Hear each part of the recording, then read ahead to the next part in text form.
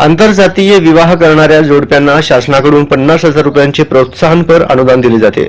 मात्र सोलापूर जिल्हा परिषदेच्या समाज कल्याण विभागाकडून 50 लाभार्थींच्या खात्यात प्रत्येकी 1 लाख रुपयांचे अनुदान जमा झाल्याची बाब समोर आली आहे.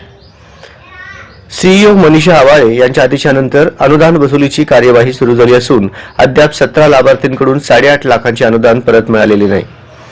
आंतरजातीय विवाह योजना समाजातील अस्पृश्यता दूर करण्यासाठी आणि आंतरजातीय विवाहाला चालना आणि प्रोत्साहन देण्यासाठी व समाजातील जातीय धार्मिक भेदभाव नष्ट करण्यासाठी सुरू करण्यात आली.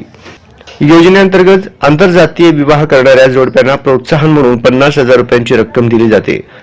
जिल्ह्यात दरवर्षी सरासरी 160 पेक्षा अधिक आंतरजातीय विवाह होत आहेत.